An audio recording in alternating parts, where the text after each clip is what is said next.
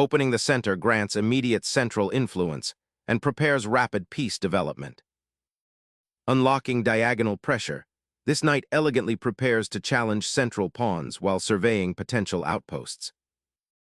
Asserting central dominion, white immediately stakes a claim, preparing to contest the d5 square and open diagonals for development. Establishing a solid pawn chain, black prepares to develop pieces and contest the center with a flexible setup. Developing the knight to its most natural square, nc3, establishes central influence and prepares to castle, setting the stage for a positional battle. Solidifying central control and challenging white's pawn structure, this move initiates the queen's gambit declined, preparing to develop pieces harmoniously. Pinning the knight disrupts black's central control and hints at future pawn breaks or piece activity. Developing the bishop here maintains pawn structure integrity and prepares for castling, anchoring the central pawn chain against potential queenside pressure. Reinforcing the center and preparing for kingside castling, this solidifies white's pawn structure and maintains flexibility. Developing the knight to d7, black fortifies the center and prepares for queenside expansion without compromising pawn structure. Solidifying the center, white prepares to fianchetto the bishop or support a potential queenside expansion, while carefully avoiding immediate tactical skirmishes and aiming for harmonious piece development. Challenging the bishop's position now, this pawn advance forces white to decide on the bishop's fate, potentially liberating black's queenside pawn structure or creating weaknesses if the bishop retreats to a passive square. The bishop now aims to pressure the queenside, a subtle but important positional aim to counter black's solid setup and potentially prepare a kingside pawn storm later if the center opens. Castling initiates a crucial safety maneuver, tucking the king away behind a newly formed pawn shield. This pivotal decision simultaneously prepares to activate the rook, potentially eyeing open files or supporting central pawn advances. It's a sound defensive choice that repositions a key piece for future action. Pushing the pawn to c5 aggressively grabs space on the queenside, aiming to cramp black's pieces and potentially open lines for white's bishops. This bold territorial grab might provoke a pawn break from black, such as c6, but it could also lead to structural weaknesses if not carefully managed, creating inviting outposts for black's knights. Solidifying the pawn chain by anchoring the queenside structure prevents white's c-pawn from advancing further, restricting potential diagonal influence and maintaining a robust defensive setup for black's king. Repositioning the bishop to d3 aims to bolster the central pawn chain and prepare for a potential queenside expansion with b4, creating a dynamic imbalance in the pawn structure. Opening up the queenside pawn structure, black seeks to challenge white's ambitious c5 advance, aiming to create counterplay and potentially free the queen's bishop, which has been somewhat constrained by the e3 pawn. This move injects dynamism into the position, forcing white to consider how to respond to the potential pawn break and the resulting pawn structure changes. The pawn thrust bravely advances, aiming to seize even more territory on the queenside and disrupt black's pawn structure, potentially creating weaknesses to exploit later. A bold push to pry open the queenside, seeking to disrupt white's cramped pawn chain and potentially create active counterplay for black's pieces. Solidifying the queenside pawn structure, preventing immediate queenside expansion by black. Opening up the queenside with this capture disrupts white's pawn chain, aiming to exploit the potential weakness on the c-file and create dynamic counterplay. Unlocking the queenside is the clear objective, creating a dynamic imbalance as the queenside pawns now march forward, seeking to disrupt black's pawn structure and gain space for white's pieces. Sacrificing the rook for queenside space opens up lines for black's pieces and forces white to immediately address the exposed file, potentially disrupting their pawn structure. Recapturing the rook with the queen immediately brings a major piece into the center of the board, dramatically increasing white's attacking potential on the queenside and creating immediate pressure along the open file. The knight embarks on a daring, albeit circuitous, journey to the queenside, aiming to disrupt white's queenside space advantage and potentially find active squares while the bishop retreats. The queen boldly ventures deep into enemy territory, aiming to disrupt black's pawn structure and potentially isolate the rook on a8, while simultaneously surveying the central squares and adding pressure to the d5 pawn. Shifting the knight to the kingside, this maneuver seeks to disrupt white's central pawn structure, aiming to exploit potential weaknesses that might arise from the queen's current aggressive positioning. Instead of directly challenging the queen, black prioritizes a more strategic realignment, preparing for future pawn breaks and potentially opening lines for counterplay. Reclaiming the central pawn opens up the e-file for your rook, potentially creating dangerous pressure on the queenside if black cannot adequately reinforce their defenses. Embracing the open lines, black immediately strikes at the pawn chain's heart, dismantling white's queenside structure and opening possibilities for greater activity. The pawn push on c5 injects a welcome dose of dynamism, aiming to pry open lines and disrupt black's well-knit pawn structure. White seeks to leverage the open b-file and potentially exploit weaknesses around black's kingside as the game transitions towards a more open middle-game battlefield. Pushing the f-pawn here fundamentally alters the pawn structure on the kingside, creating a potential shelter for the king, but simultaneously exposing the g6 square and weakening the dark squares around the monarch. This move signals a desire to solidify the pawn chain and prepare for potential kingside action, though it might also invite white's pieces to exploit the newfound weaknesses. The immediate question is whether this structural alteration is a calculated risk for long-term gain or an inviting target for white's centralized queen and bishop. Securing the monarch in the Catalan's complex queenside structure often prioritizes king safety, and this castling maneuver achieves just that, tucking the king behind a more solid pawn shield while also preparing to potentially activate the rook along the g-file later if the opportunity arises. Unleashing the central pawns now seeks to disrupt white's queenside pressure and open lines for active piece play, injecting a much-needed dose of dynamism into black's position after a period of constricted maneuvering.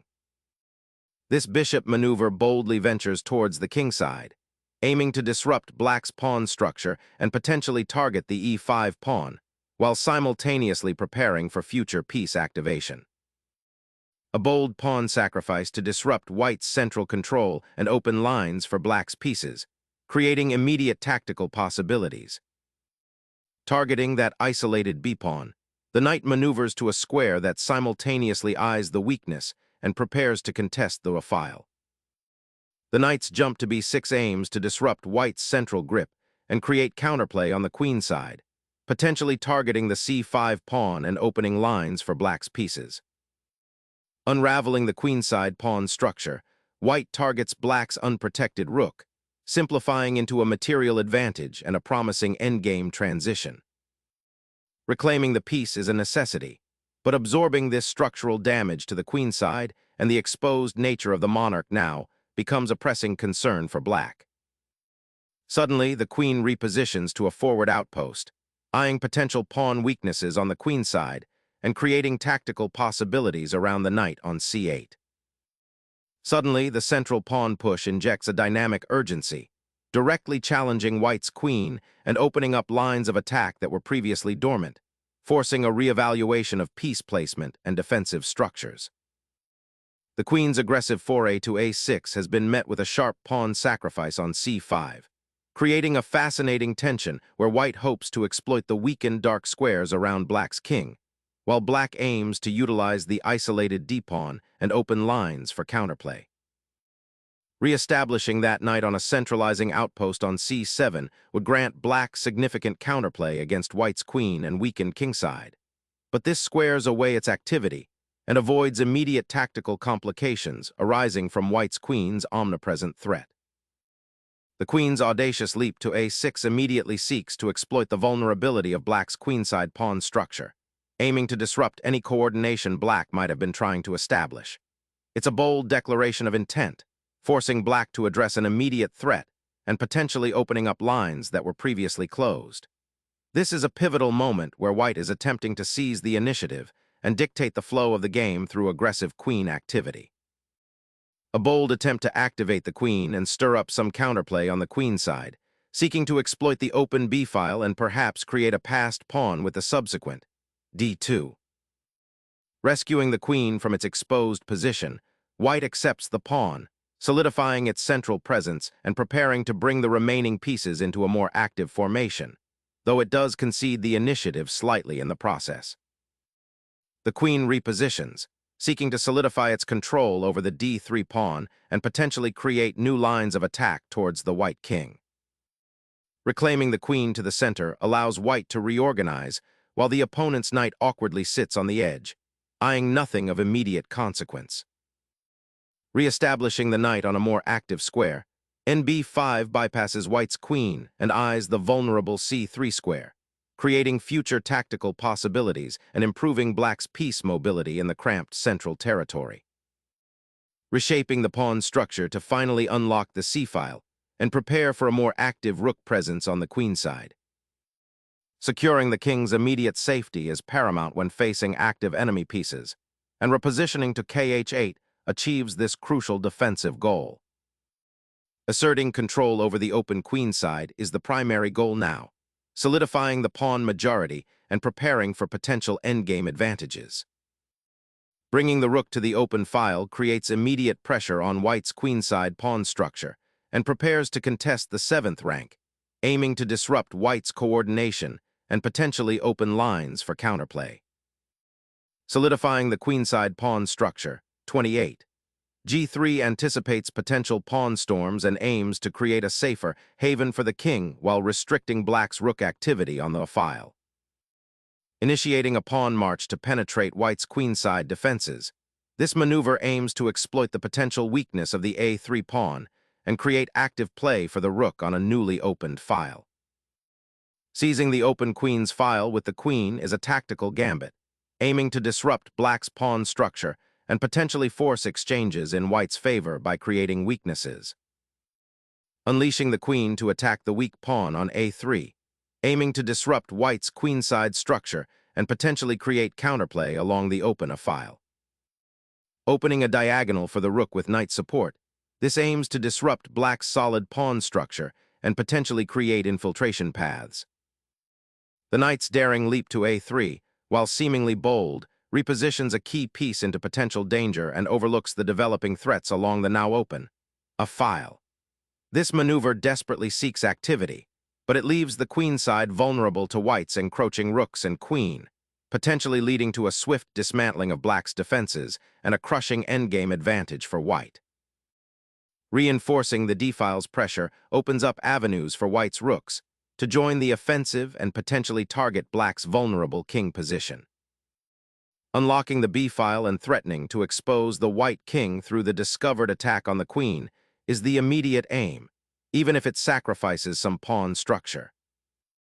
A surprising redirection of the queen's gaze, shifting focus from the active queenside play to a potential regrouping, perhaps preparing for a more unified pawn push or a strategic repositioning of the rooks to exploit the now somewhat open central files.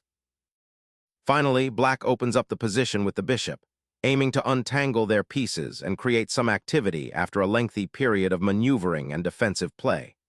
This injection of dynamism seeks to exploit white's slightly overextended pawn structure and activate black's dormant pieces. Unleashing a disruptive sequence, this advance exploits the awkward placement of black's rook and forces a crucial decision, aiming to simplify into a more advantageous material situation for white, or at the very least, creating significant pressure on black's king. Escaping the relentless diagonal assault on the king is paramount, and the monarch's repositioning to h7 seeks to build a more defensible perimeter. Unleashing a knight onto the queen side, white aims to disrupt black's pawn structure and create dynamic imbalances by offering a sacrifice that could open crucial diagonals. The queen's repositioning on d6 immediately challenges the isolated pawn, and an advance towards white's weakened king side, hinting at a desperate attempt to generate counterplay before white's material advantage solidifies. Unleashing a stunning royal check forces the black king into a precarious central position, while simultaneously clearing the path for the rook's potential dominance on the open file. Relocating the king away from the dangerous diagonal offers a temporary reprieve from the immediate checks, allowing black to consolidate forces and assess the precarious pawn structure. Shifting the rook to the open d-file immediately targets black's isolated pawn and aims to activate white's remaining heavy piece. Securing the rook on the second rank, black aims to create immediate pressure along that open file, potentially targeting the vulnerable white king or disrupting white's defensive structure. Re-establishing piece activity on the queen side, a crucial repositioning to challenge black's formidable rook and influence the central squares. Unleashing the knight from its passive defensive post allows it to threaten squares deep in white's territory, potentially disrupting the queen and rook coordination. Bringing the knight to the edge of the board might seem odd, but it sets up a potential jump to f5, aiming to exploit the slightly exposed dark squares around black's king, a tempting prospect given the current material balance. Relocating the king to a safer square amid this tangled pawn structure, though seemingly passive, significantly improves its defensive potential against the probing knight and bishop. Unleashing a powerful discovered attack, white sacrifices the queen to force a mating sequence that should end the game swiftly. The king finally emerges from the oppressive diagonal pressure, seeking sanctuary on a less exposed square as white's powerful queen continues its aggressive dance. The king's square is suddenly exposed to a potential onslaught after the recent piece exchange. The king, seeking refuge on g8, momentarily escapes the immediate pressure, but remains confined and vulnerable, a prisoner in the center of the board while white's pieces coordinate for a decisive attack. The knight's repositioning aims to exploit the vulnerable black king, eyeing potential skewers or diversions on the king side, while also potentially creating mating nets if black is not careful.